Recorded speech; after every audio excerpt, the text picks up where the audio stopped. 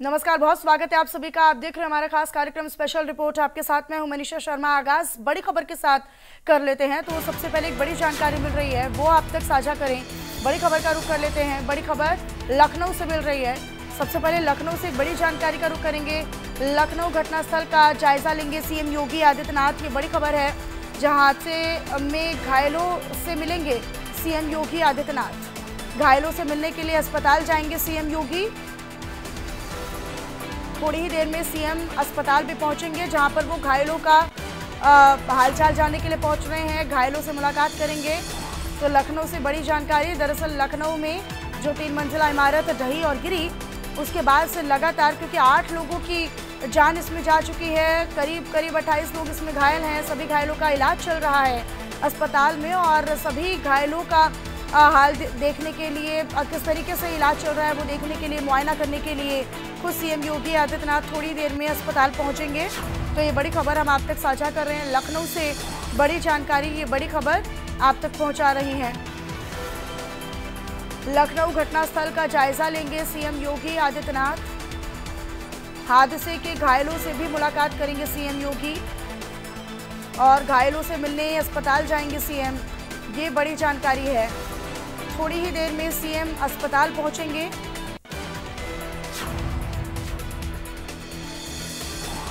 लखनऊ से ये बड़ी खबर आप तक साझा कर रहे हैं, और ये उस दौरान की तस्वीरें हैं जब ये जो मंजिला इमारत थी, बहुमंजिला इमारत जो गिरी, उसके बाद यहाँ पर 8 लोगों की जान चली गई और कई लोग यहाँ पर घायल हुए हैं। घायलों का इलाज जो है वो अस्पताल में चल रहा है, और उनसे ही मुलाकात करने के लिए सीएम योगी आदित्यनाथ अब से थोड़ी ही देर बाद अस्पताल पहुंच जाएंगे। हालांकि कई तरह की खामियां, जो खंबे थे, जो पिलर्स थे बिल्डिंग के, उसमें पाई गई, क्योंकि आपको बताएं कि कुछ साल पहले ही बिल्डिंग बनकर तैयार हुई थी, और लिहाजा इसकी निर्माण कार्य के दौरान जो सामग्री इस्तेमाल की गई उसकी गुणवत्ता पर अब सवाल खड़े हो रही हैं। लापरवाही इसमें सामने आ रही है, और जिम्मेदारों पर अब जो कार्रवाई है वो शुरू हो चुकी है। बिल्डिंग मालिक से भी पूछताछ हो रही है।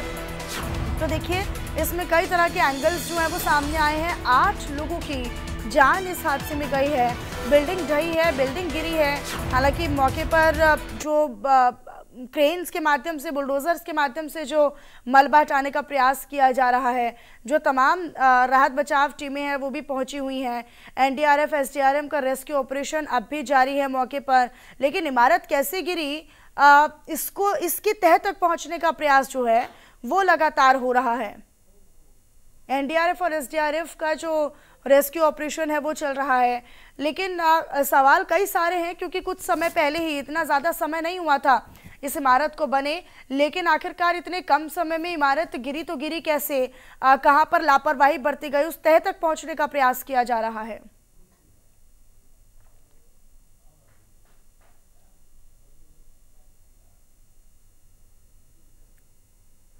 मोहम्मद शबाब का मैं रुख कर लेती हूँ। मेरे सहयोगी मेरे साथ घटनास्थल से ही मौजूद हैं। तस्वीरें भी हम उन तक साझा करेंगे, और साथ ही साथ पंकज मंडल मेरे सहयोगी लोक बंधु अस्पताल, जहां पर मरीजों को भर्ती करवाया गया है, वहां से मेरे साथ लाइव जुड़े हुए हैं। लेकिन सबसे पहले मैं पंकज आबी का रुख कर लेती हूँ, क्योंकि ये जानना बहुत ज्यादा जरूरी है कि फिलहाल घायलों की स्थिति क्या है, डॉक्टर्स के द्वारा क्या कहा जा रहा है, और अब से थोड़ी देर में सीएम योगी आदित्यनाथ भी यहाँ पर पहुंचने वाले हैं। कब तक वो पहुंचेंगे, फिलहाल क्या स्थिति है, क्या ताजा जानकारी आपके पास, पंकज?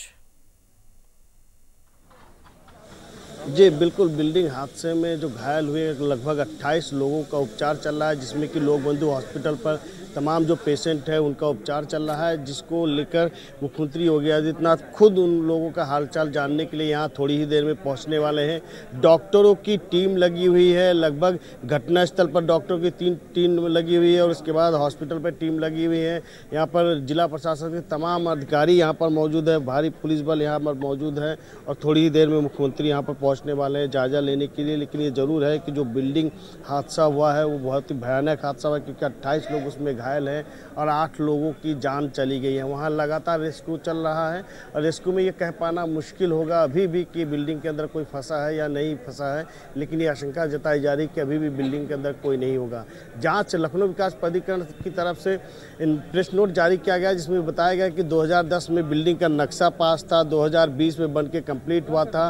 उसके बाद वहाँ पर कमर्शियल एक्टिविटी यानी कहिए कि ग्राउंड फ्लोर में इंजन ऑयल का काम होता था, फर्स्ट फ्लोर में मेडिसिन कंपनियों का काम होता था, सेकेंड फ्लोर में जो टॉय और गिफ्ट वगैरह पैकिंग के काम होते थे। कहीं ना कहीं बिल्डिंग जो गिरी है उसकी असली वजह ये साफ नहीं हो पाई कि बिल्डिंग गिरने की असली वजह क्या है, लेकिन बताया जाता है कि वहाँ पर जो बिल्डिंग बनने की यानी कहीं कि जो बिल्डिंग जो बनाई गई थी तो उनकी गुणवत्ता पे सवाल उठ रहा है। हालांकि जांच टीमें चल रही है, लेकिन महत्वपूर्ण यह है कि जो बिल्डिंग गिरी थी उसका जो रेस्क्यू है, रेस्क्यू एनडीआरएफ एसडीआरएफ द्वारा लगातार की जा रही है और उसके बाद जिला प्रशासन के तमाम अधिकारी क्योंकि अब से थोड़ी देर में मुख्यमंत्री भी यहाँ पर पहुँचने वाले हैं अस्पताल में घायलों का इलाज जिस तरीके से जारी है उसका मुआयना करने के लिए और खुद उनका हाल जानने के लिए, कितने समय तक वो पहुंचेंगे जरा बताइएगा।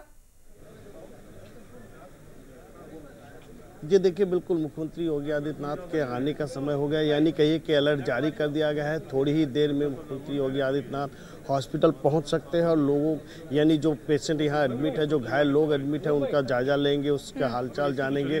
और कहीं ना कहीं ये देखा जा सकता है कि लगातार जो 18 घंटे से भी ज़्यादा का वक्त हो चुका है, रेस्क्यू लगातार चल रहा है और ऐसे में वहाँ पर भी कई टीमें लगी हुई है जिला प्रशासन की और उसके बाद हॉस्पिटल में। और मुख्यमंत्री योगी आदित्यनाथ की तरफ से ऐलान कर दिया गया और उसके बाद प्रधानमंत्री नरेंद्र मोदी ने भी उसका हालचाल या शोक व्यक्त किया। उसके बाद जो मृतक है उनको 2-2 लाख रुपए देने की घोषणा की है, साथ में जो लोग घायल हैं उनको 50-50 हज़ार देने की घोषणा की है। महत्वपूर्ण बात यह है कि जो घायल लोग हैं उनका इलाज चल रहा है।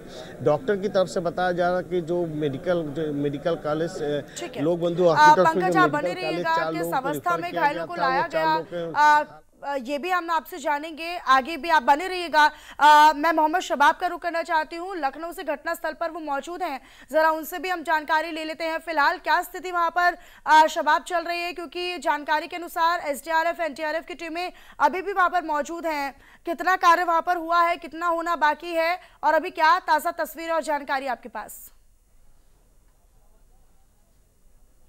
बिल्कुल, देखिए राहत और बचाव कार्य जो है वो अभी भी चल रहा है। इस वक्त मेरे सहयोगी दीपक आपको तस्वीरें दिखाएंगे कि किस तरह से जेसीबी की मशीनें काम कर रही हैं। जो मलबा हटाने का काम है वो किया जा रहा है, इसके साथ ही साथ ऊपर की जो स्लैब है उसको तोड़ा जा रहा है पोकलैंड मशीन के जरिए। स्लैब को तोड़ने के बाद मलबे को यहाँ से हटाया भी जा रहा है, क्योंकि इतना ज़्यादा मलबा है कि वो अगर जब तक पीछे से मलबा हटेगा नहीं तब तक चीज़ें क्लियर होंगी नहीं। हालांकि एनडीआरएफ की टीमें लगातार जब स्लैब का कोई एक पोर्शन तोड़ा जाता है उसके बाद अंदर से झांक कर आवाज़ देकर लोगों से पूछते हैं कि अगर कोई घायल फंसा हो तो इसको बाहर निकाला जा सके। तो थोड़ी देर वहाँ पे उस तरीके की एक्सरसाइज होती है जो काम करने का एक तरीका है। हालांकि उसके बाद जब कुछ आवाज़ नहीं आती है तो फिर तेज़ी के साथ स्लैब को तोड़ा जाता है पोकलैंड मशीन और जेसीबी के जरिए। तो वो कार्रवाई जो है वो की जा रही है, उसी से चीज़ें जो हैं वो तेज़ी के साथ मलबा हटाने की कार्रवाई जो है वो जारी है। दूसरी तस्वीर, एलडीए के द्वारा एक कमेटी बना दी गई है पूरे मामले में जांच करने के लिए। वो कमेटी जो है पूरे मामले की जांच करेगी और अपनी रिपोर्ट जो है वो सौंपेगी। बिल्डिंग के बचे हुए हिस्से को सील कर दिया गया है ताकि कोई अंदर ना जा पाए। उसको एलडीए ने सील करने के बाद अब जो बाकी की चीज़ें हैं उसको अंदर ही ब्लॉक कर दिया है। इसके अलावा तीसरी बड़ी अपडेट ये है कि ट्रांसपोर्ट नगर में ये जो इमारत गिरी थी यहाँ पर बिल्डिंग के जो मालिक हैं उनके खिलाफ एफआईआर दर्ज कर ली गई है और अब इसके बाद इस प्रकरण में आगे की कार्रवाई उस तरफ से भी जांच पड़ताल की जाएगी। और थाने में एफआईआर दर्ज हुई है। चूंकि पूछताछ चल रही है, कहां तक पूछताछ पहुंची है, क्या एंगल निकलकर सामने आया और कब ये बिल्डिंग बनी थी, जरा वो भी विस्तार से बताइएगा, क्योंकि जानकारी के अनुसार बहुत ज्यादा समय नहीं हुआ है इस बिल्डिंग को बने हुए, लेकिन इस तरह का हादसा होना वो अपने आप में एक बहुत बड़ा क्वेश्चन मार्क खड़ा करता है। बिल्कुल, देखिए ये हादसा कैसे हुआ, ये जांच रिपोर्ट जब सबमिट होगी तब एग्जैक्टली जो है उसको सबमिट किया जाएगा। लेकिन मोटे मोटे तौर पर ये माना जा रहा है कि कल किसी वक्त में जब ट्रक से सामान जो है वो उतारा जा रहा था तो ट्रक बैक करते समय इस इमारत के किसी बड़े पिलर से टकराया है और उसके बाद इस इमारत में गिरने का काम शुरू हुआ। देखिए, ये इमारत का बचा हुआ हिस्सा है, लिहाजा आप इससे ये अंदाज़ा लगा सकते हैं कि इमारत कहीं से भी जर्जर हालत में नहीं थी या किसी तरीके से बहुत ख़राब उसका कंस्ट्रक्शन नहीं था, क्योंकि जो स्लैब पड़ी हुई हैं वो भी उसको तोड़ने में पोकलैंड मशीन को वक्त लग रहा है। बचा हुआ तकरीबन ये 70% ढांचा जो है वो आपके सामने खड़ा है। तो आप इससे इस बात को अंदाज़ा लगा सकते हैं कि ऐसा नहीं है कि इमारत बहुत जर्जर थी या बहुत दोयम दर्जे का काम यहाँ पर इस इमारत में किया गया था। हालांकि एग्जैक्टली क्या वजह थी इस पर तमाम तरीके की जो जांच पड़ताल है वो की जा रही थी, लेकिन जो जानकारी प्रत्यक्षदर्शी और जो घायल हैं वो जो बता रहे हैं उसके मुताबिक ट्रक जब सामान यहाँ पर उतार रहा था, चूंकि इसमें 2 फ्लोर पर जो है वो गोडाउन बने हुए थे। ग्राउंड फ्लोर पर मोबाइल और तमाम इन चीज़ों का जो है गोडाउन था, एवियन मार्केटिंग का, उसके ऊपर मेडिकल इक्विपमेंट्स का गोदाम था, उसके तीसरे फ्लोर पे भी जो है वो काम जो था सामान रखा हुआ था। लेकिन ये शबाब अपने गोदाम यहाँ पर बने हुए थे। बहुत ही बड़ा सवाल हो जाता है कि किसी प्रकार से कोई जर्जर हालत इस बिल्डिंग की नहीं थी, और साथ ही साथ आप ये भी बता रहे हैं कि खंबे से टकराई, उसके बाद पूरी जो बिल्डिंग थी वो गिरनी शुरू हो गई। आप बने रहिएगा, मैं वापस से आपका रुख करूंगी, लेकिन इसी बीच एक बड़ी जानकारी अपने दर्शकों तक साझा करें। लखनऊ के सरोजनी नगर थाने में दरअसल जो बिल्डिंग मालिक है उसके खिलाफ एफआईआर दर्ज की गई है। ये बड़ी जानकारी, ये बड़ी खबर आप तक साझा कर रहे हैं लखनऊ हादसे पर। ये एक बड़ा अपडेट है जो हम अपने दर्शकों को बताएं। सरोजनी नगर थाने में बिल्डिंग मालिक के खिलाफ एफआईआर दर्ज की गई है। बिल्डिंग में लगे मटेरियल और गुणवत्ता की भी अब जांच हो सकती है। बिल्डिंग के मटेरियल और गुणवत्ता की जांच हो सकती है, ये जानकारी है। और लखनऊ विकास प्राधिकरण यानी एलडीए भी नक्शे को लेकर अब जांच करेगा कि क्या नक्शा पास करवाया गया था, क्या नक्शे को लेकर अनुमति मांगी गई थी। इन तमाम एंगल्स की अब जांच होने वाली है। तो देखिए, सरोजनी नगर थाने में बिल्डिंग मालिक के खिलाफ एफआईआर दर्ज हुई है और अब इससे और ज्यादा विस्तार से इस जांच पड़ताल की जाएगी। इस पूरे मामले को लेकर 8 लोगों की मौत इसमें हुई है और 25 से ज्यादा लोग इसमें घायल हैं। सरोजनी नगर थाने में बिल्डिंग मालिक के खिलाफ एफआईआर दर्ज हुई है। मोहम्मद शबाब का एक बार फिर से मैं रुक कर लेती हूँ। शबाब, क्योंकि हम मटेरियल को लेकर लगातार बात कर रहे हैं, गुणवत्ता को लेकर हम लगातार इस पर सवाल खड़े कर रहे हैं, और ये काफी महत्वपूर्ण हो सकता है कि जांच में ये पता लगे कि क्या सामग्री में किसी प्रकार की कोई कोताही या लापरवाही बरती गई जो 8 लोगों की जिंदगियां ले बसी। हाँ बिल्कुल, देखिए, अब चूंकि जो कमेटी बनाई गई है वो इस पूरे मामले में अपनी जांच रिपोर्ट सौंपेगी। एक वक्त दिया गया है उनको इस पूरे प्रकरण में जांच करने के लिए, और साफ तौर से इस बात को भी समझा जाना चाहिए कि ये जो पूरा मामला है वो बेहद सुर्खियों में, क्योंकि प्रधानमंत्री नरेंद्र मोदी ने भी इस पूरे घटना का संज्ञान लिया है। पीएमओ की तरफ से ट्वीट किया गया है और घायलों के प्रति जल्द स्वस्थ होने की कामना की गई है। इसके साथ ही जिन लोगों की इस हादसे में मौत हुई है उनको लेकर प्रधानमंत्री मोदी ने दुख व्यक्त किया है। पीएमओ रिलीज फंड से 2 लाख रुपए की आर्थिक मदद जो है वो मृतक परिवार को की जाएगी, जबकि 50,000 घायलों को दी जाएगी। इस तरीके का प्रधानमंत्री कार्यालय की तरफ से भी ट्वीट हुआ है, यानी कि प्रधानमंत्री मोदी ने भी इस घटना का संज्ञान लिया है।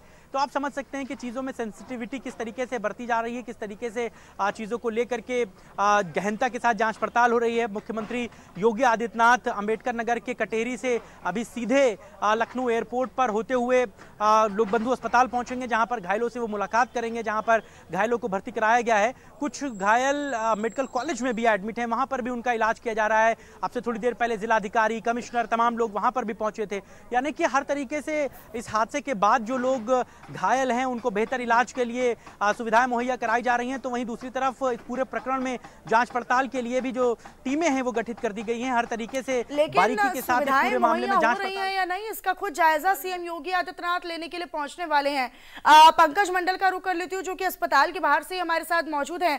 क्या इस बारे में पता चला है पंकज की किस अवस्था में तमाम घायलों को लाया गया था? जो लोग लेकर आए उन्होंने बताया कि क्या हालत थी उस वक्त लोगों की, और कितने स्तर तक अभी फिलहाल जो है उनकी जांच हो रही है, या फिर उनको जो मेडिसिन या दवाइयां उपलब्ध होनी चाहिए या चिकित्सा सुविधाएं उपलब्ध होनी चाहिए वो सब हो रही हैं क्या? अस्पताल प्रशासन क्या कह रहा है? जी जी बिल्कुल, हमारी बात इंडिया न्यूज़ ने जब सीएमओ से बातचीत की थी तो सीएमओ ने बात कही थी कि जो लोक बंधु हॉस्पिटल से जो मेडिकल कॉलेज रिफ़र किया गया था, जो 4 लोगों को वहाँ इलाज चला था, उनके हालात सामान्य हैं और जो इस समय लोक बंधु हॉस्पिटल में एडमिट हैं, उनका जो इलाज है वो सुचारू रूप से चल रहा है, उनके भी हालात सामान्य बने हुए हैं। लगातार कई घंटों से रेस्क्यू करके जिनको यहाँ पर घायलों को भेजा जा रहा है, उनका इलाज चल रहा है, इलाज सुचारू रूप से चल रहा है। सारी इक्विपमेंट यहाँ पर मौजूद हैं, सारी सुविधाएं मौजूद है और सभी की लगभग जांचें भी लगभग करा दी गई है। उसके बाद जो एक्सरे वगैरह है वो तमाम ऐसी जो जांचें होती है वो सारी करा दी गई है। यानी कहिए कि घायलों को सुचारू रूप से उपचार देने के लिए जो हर संभव प्रयास है वो पूरी तरह से किया जा रहा है। लखनऊ के सीएमओ मनोज अग्रवाल खुद मौके पर मौजूद है और उसके बाद लखनऊ जिला प्रशासन के डीएम मौजूद है, लखनऊ विकास प्राधिकरण के बीसी प्रथमेश कुमार मौजूद है, मंडलायुक्त रोशन जैकब मौजूद है, कमिश्नर अमरेंद्र सिंह मौजूद है। तो सही तमाम जो अधिकारी है वो यहाँ पर मौजूद हैं और उनकी मौजूदगी में ये सारा जो इलाज है और ये जो घायल लोगों का इलाज चल रहा है वो सारा चल रहा है। ये देखा जा रहा है कि रात भर से डॉक्टरों की कई टीम यहाँ पर लगाई गई थी और रात भर से इलाज चल रहा है और कई घंटे। क्या जानकारी है, क्या मृतकों की शिनाख्त हो पाई है, क्या ये जाना जा सका है कि कहां से कौन आया था, क्या उनके परिजनों तक ये जानकारी पहुंची है?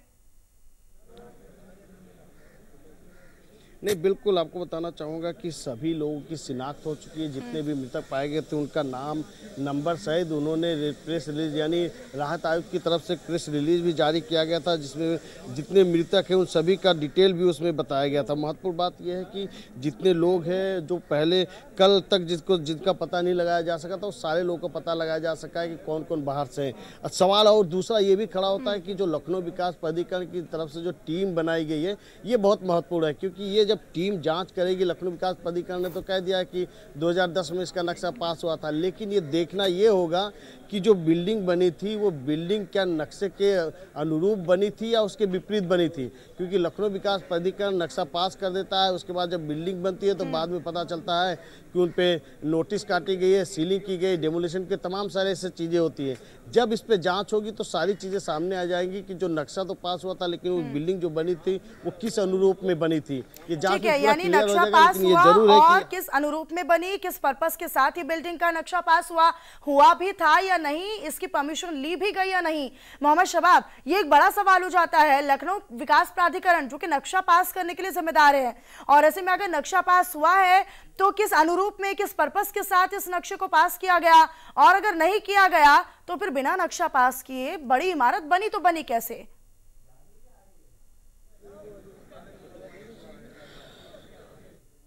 इसमें गैर नक्शे से बिल्डिंग बनाने की कोई बात नहीं है। इसमें नक्शा पास है, साल 2010 में इसका नक्शा पास हुआ है और जो एलडीए के द्वारा कमेटी बनाई गई है वो इस बात को जांच पड़ताल करेगी। जो बात मंडल भी बता रहे थे कि जिस तरीके से कमर्शियली बिल्डिंग का ये नक्शा जो पास हुआ है क्या उसी के अनुरूप बनी है या उसके पैमाने में थोड़ी कमी है या क्या है, वो तमाम चीज़ों को देखा भाला जा रहा है। फिलहाल इस इमारत का नक्शा बना था, नक्शा पास है और नक्शे के बाद ही जो है इसका कंस्ट्रक्शन का काम शुरू किया गया था।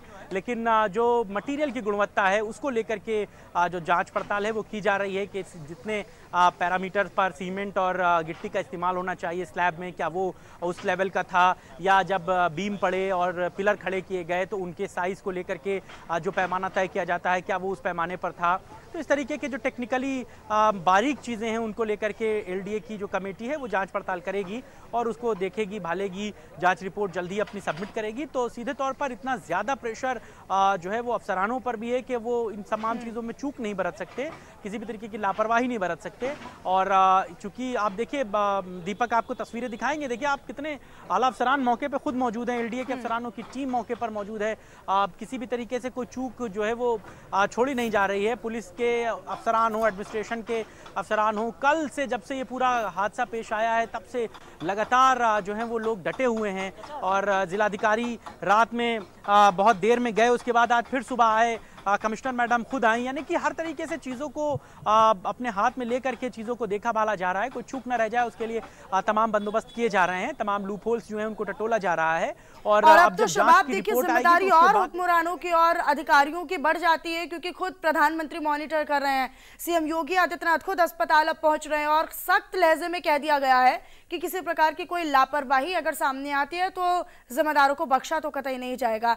शुक्रिया पंकज आपका भी और मोहम्मद शबाब जवाब आपका भी, तमाम जानकारी और तस्वीरें हमारे दर्शकों तक आपने साझा की उसके लिए, और अपनी नजर आप इस पर बनाकर रखिएगा। चलिए अब आगे बढ़ लेते हैं। अब आपको बताएं, जहां लखनऊ के ट्रांसपोर्ट नगर में हुए इस बड़े हादसे में बिल्डिंग के मालिक राकेश सिंघल से पुलिस अब पूछताछ कर रही है। बिल्डिंग के नीचे यानी ग्राउंड फ्लोर में इंजन ऑयल का गोदाम था और ऊपर के फ्लोर पर दवाओं का, जिसके मालिक जसमीत सिंह साहनी थे, जिनकी मौके पर ही मौत हो गई है। इमारत यानी बिल्डिंग के बाहर खड़ी मर्सिडीज गाड़ी भी हादसे का शिकार हो गई है। हम इस वक्त ट्रांसपोर्ट नगर के उसी हरमिलाप टावर पर मौजूद हैं जो कल भरभरा कर ढह गया।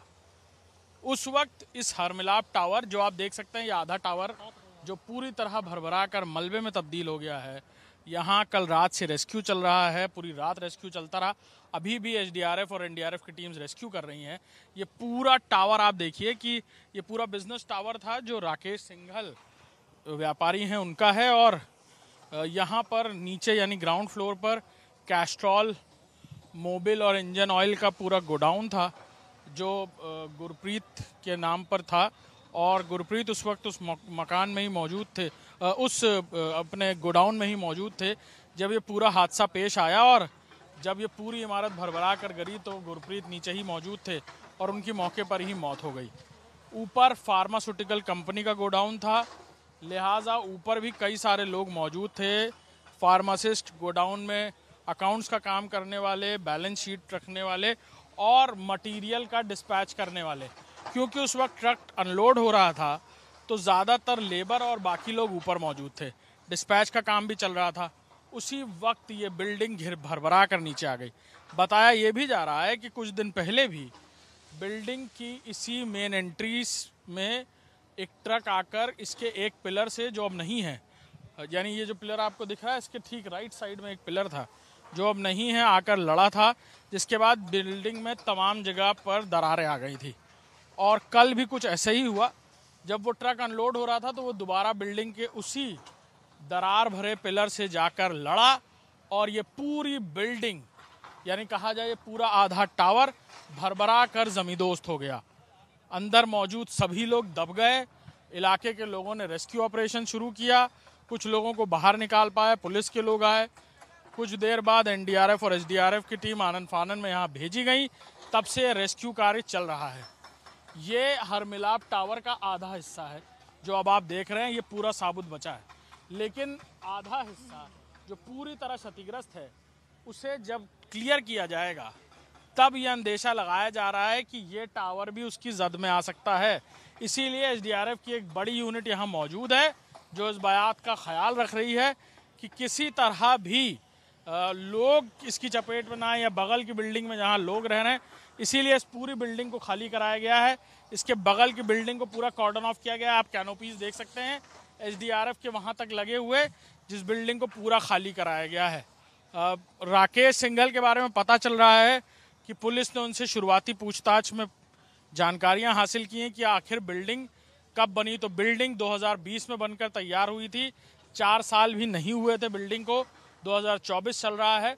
और अभी आप टावर के जो पिलर्स हैं, जो मौजूद है एक पिलर, उसमें लगी हुई सरिया को देख सकते हैं आप कि जो मोटाई होनी चाहिए इतनी बड़ी बिल्डिंग के बेसलाइन की पहली पिलर की, उतनी मोटी सरिया या वैसा मटेरियल नहीं नजर आ रहा है।